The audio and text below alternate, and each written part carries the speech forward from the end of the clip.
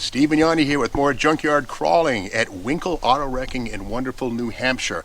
This is the letter K, and it's seen on all Chrysler Corporation K-Cars, or most of them anyways, between 1981 and 1989 when the mighty or infamous K-Car was built. Now the K-Car is the vehicle that brought Chrysler Corporation big time into the front wheel drive era. The thing of it is, Chrysler marketing said, we're not going to be pushed around anymore, which of course was a reference to the fact that the rear-wheel drive days were over. Now in the mid-70s, the Volare and the Aspen were all new cars, but they were not the right cars. The Volkswagen Rabbit and the Honda Civic made Chrysler Corporation look very old and obsolete. So they came up with this, the K-Car, which is entirely designed and made in America. It's not a rebadged import like the Mitsubishi Galant, Dodge Colt, and the Plymouth Cricket, which was actually a Roots vehicle. Now the K-Car is small, but it's actually kind of big. We'll open the door, and inside you'll notice that it is actually capable of seating 6 people. This one does have the optional automatic transmission on the column. These were available with manual sticks, shifted on the floor, believe it or not. Kind of sporty, but not sporty at all. And the dash does show air conditioning and the optional AM/FM pre-selector push-button radio. But the real story of the K-Car is up front, right here. This is the front-wheel drive mechanism. Now the old days of the torsion bar front suspension, rear-wheel drive, leaf springs, all over with. The K-Cars all had McPherson strut suspension, front disc brakes, little tiny thing, 5-lug wheels. Chrysler didn't mess around with 4-lug wheels, and in fact the bolt pattern on the K-Car was the same 5-on-4-inch pattern seen on the Valiant, Duster, all the A-bodies of the 1960s into the early 1970s. So front-wheel drive was the rule on K-Cars, and under the hood on these things was there it is, the Trans 4.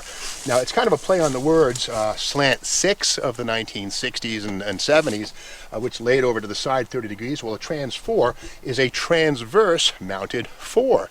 And again, the bogey for pretty much all of Detroit in this period of time was the Volkswagen Rabbit and the Honda Civic, which also used transverse engine arrangement. The beauty of transverse is that it puts the entire drivetrain, the transaxle and the engine, in front of the firewall. So all the room behind the firewall can be used for occupants and luggage and that sort of a thing. The only thing you'll find inside of these things, in the center of the floor, is a hump, a small one, not for the transmission and drive shaft, these cars don't have them, but rather for the exhaust system to run down the middle of the car. So converting one of these things into a hot-rodded rear-wheel drive, a lot of work. You can see here the engine bay is wide, but not very long. A few people have tried to put V8s in these things, and it's a lot of work, and to be honest, in the end, you still have a K-Car with this very bland styling. But these cars were successful. This one's a 1987, and there were about 500,000 Chryslers built, Dodges, I should say, in 1987, a very big year, and about 2/3 of them were K-Cars like this. Let's look around the side into the driver's area.